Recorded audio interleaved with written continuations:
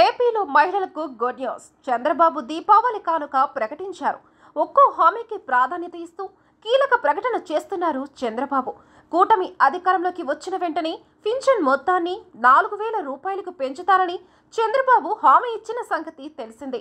ఆ హామీ మేరకు అధికారంలోకి వచ్చిన వెంటనే 3,000 రూపాయలు ఉన్న పింఛన్ను 4,000 రూపాయలు పెంచారు. పెంచిన పింఛన్ మొత్తాన్ని ఏప్రిల్ నుంచి అమలు చేశారు. పాత బకాయిలతో పాటు జూలైలో మొత్తం 7,000 అందించారు. ఆగస్టు, సెప్టెంబర్ నెలలో యథావిధిగా 4,000 పింఛన్ను అందించి శభాష్ అనిపించుకున్నారు. ప్రతి నెల 1న ఇంటింట పింఛన్ల పంపిణీ చేస్తున్నారు. మరోవైపు అన్న క్యాంటీన్లను పునరుద్ధరించారు. రాష్ట్ర వ్యాప్తంగా 200 క్యాంటీన్లు తెరిచారు. 15 రూపాయలకే 3 పూటల కడుపు నింపుతున్నారు. ఇప్పుడు ఎన్నికలు ఇచ్చిన మిగతా హామీలపై కూడా దృష్టి పెట్టారు చంద్రబాబు. ఈ పరిస్థితుల్లో అమలు చేసి తీరుతారని చెబుతున్నారు.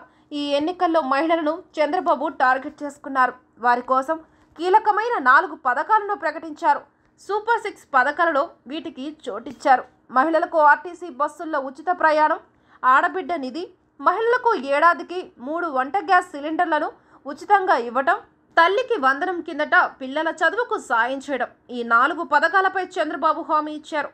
ఇప్పటికే ఆర్టీసీ బస్సుల్లో మహిళలకు ఉచిత ప్రయాణం పథకంపై కసరత్తు ప్రారంభమైంది. కర్ణాటకతో పాటు తెలంగాణలో అమలవుతున్న విధానాన్ని అధికారులు పరిశీలించారు, అధ్యయనం చేశారు. అయితే అంతకంటే ముందే ఒక పథకానికి చంద్రబాబు గ్రీన్ సిగ్నల్ ఇచ్చారు. 3 వంట గ్యాస్ సిలిండర్లు ఉచితంగా అందించేందుకు ముందుకు వచ్చారు.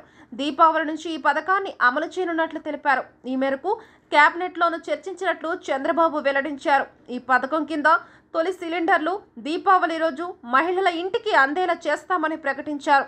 రాష్ట్రంలో తెల్ల రేషన్ కార్డు ఉన్న ప్రతి కుటుంబానికి ఈ పథకంలో గ్యాస్ సిలిండర్ ఉచితంగా అందిస్తామని చెప్పుకొచ్చారు. తదుపరి సిలిండర్ సంక్రాంతి రోజున, 3వ సిలిండర్ అంతర్జాతీయ మహిళా దినోత్సవం లేదా మరో రోజున అందించే ఏర్పాటు చేస్తామన్నారు చంద్రబాబు. చంద్రబాబు తాజా ప్రకటనతో మహిళల్లో ఆనందం వెల్లివిరుస్తుంది. ప్రస్తుతం వంట గ్యాస్ సిలిండర్ ధర 830గా ఉంది.